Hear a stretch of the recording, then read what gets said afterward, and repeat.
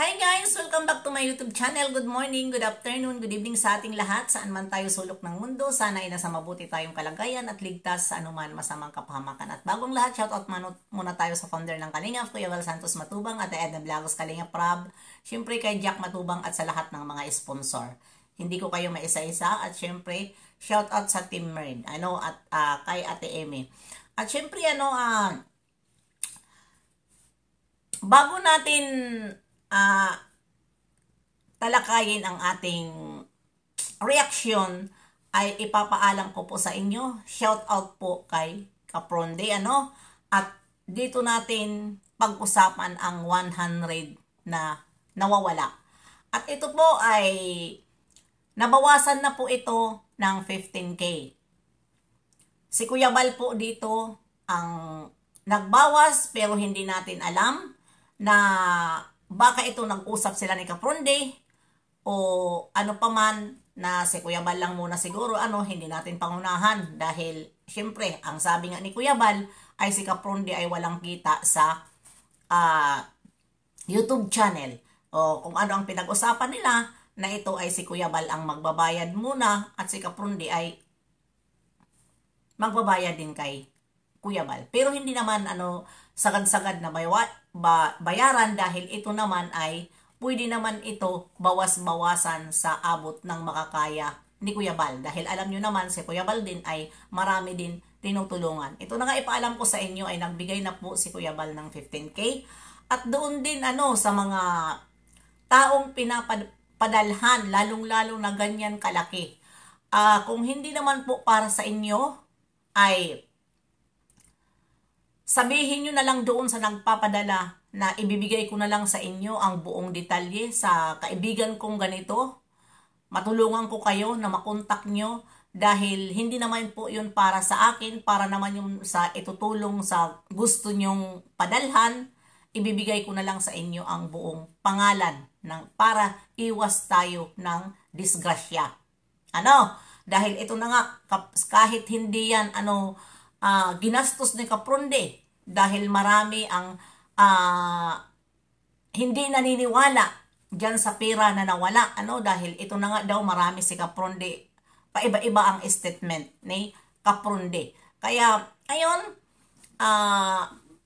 nang dahil dito, ito lang ang masasabi ko, na wala nang katulad kay Kuya Val. Kaya wag natin abusuhin na tayo na mga under Kalingap.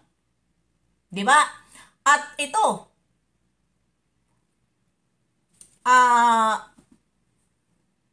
porket binayaran ni Kuya Val, itong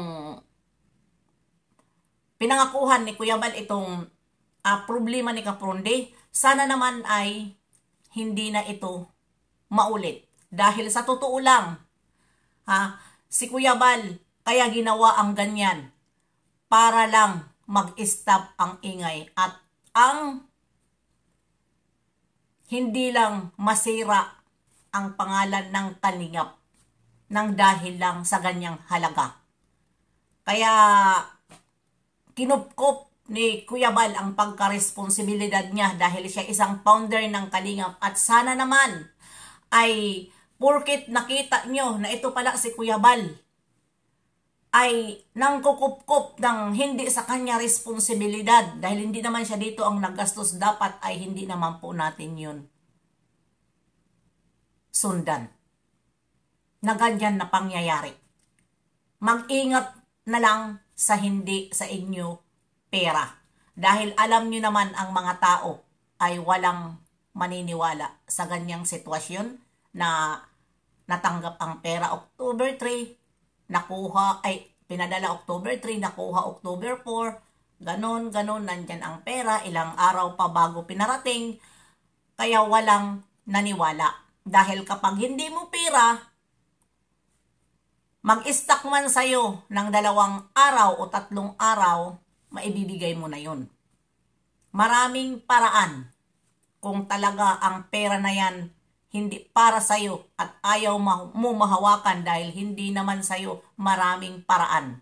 'Di ba? Kaya yun, doon ka nabugbog, Kapronde.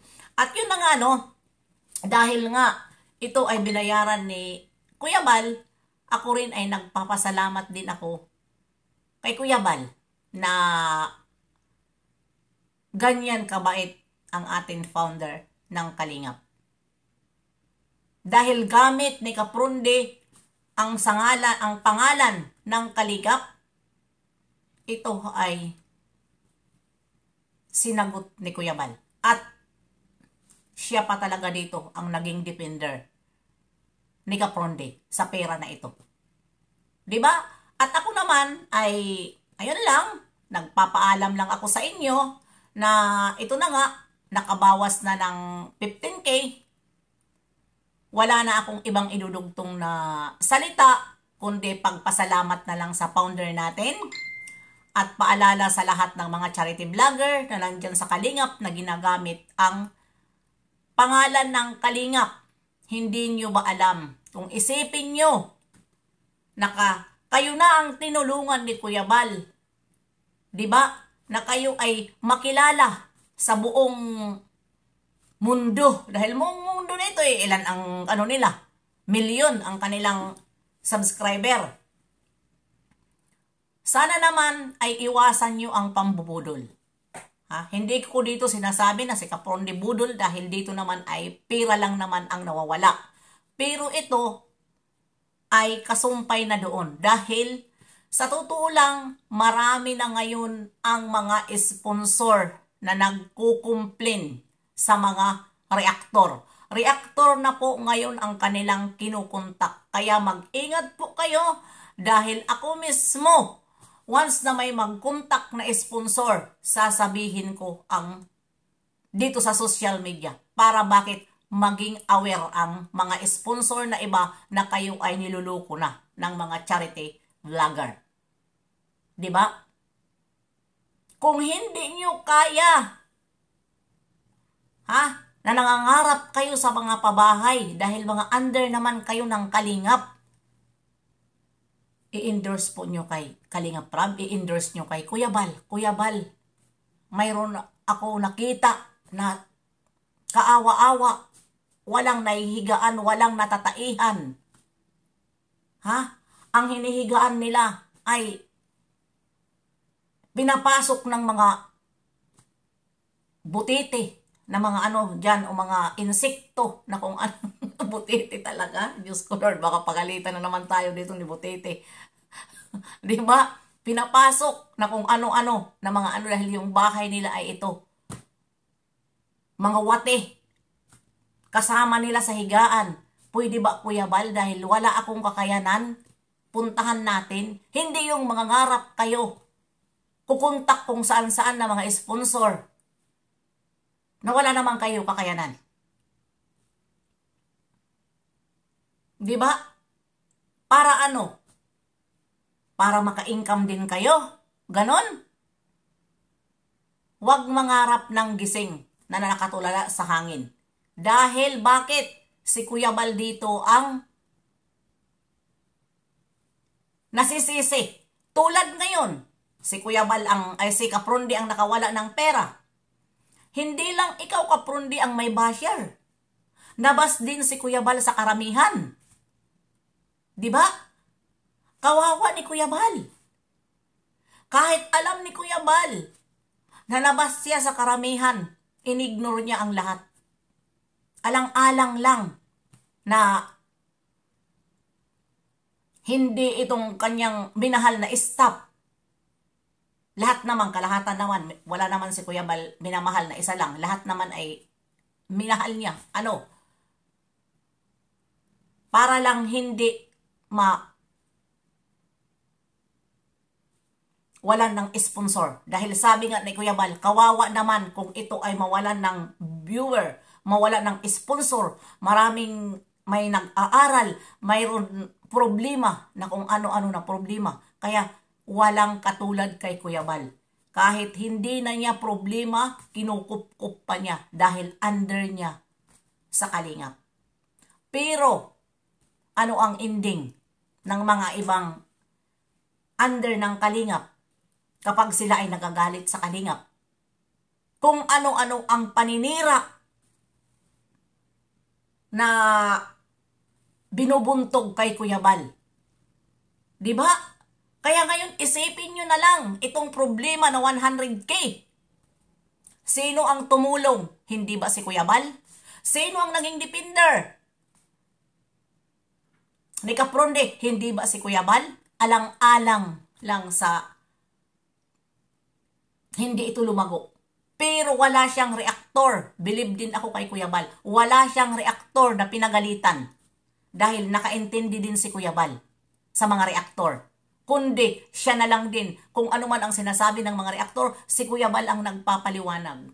Para lang itong isang tao hindi malaglag. Ganon katindi.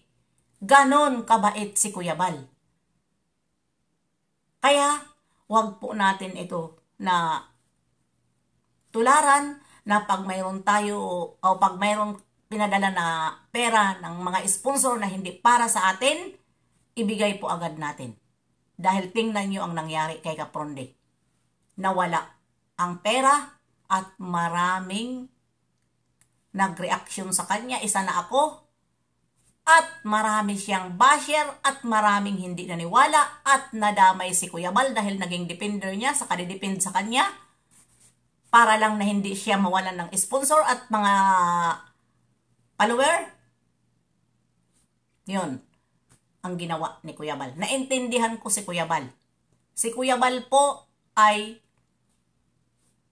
kinupkup lang niya na sinolve niya ang problema dahil kalingap ang binibitbit ni Kapronde. Yun lang Kapronde. Ayun din. Pasensya na lang kung ako ay nag-reaction sa'yo dahil dapat lang na mag-reaction para wala nang hindi na, sorry hindi ako marunong magtagalog, diba? Hindi na mangyayari ang katulad sa nangyari sa'yo. Yun lang po. Ayan na, hanggang dito na lang. See you next live and upload. God bless sa ating lahat.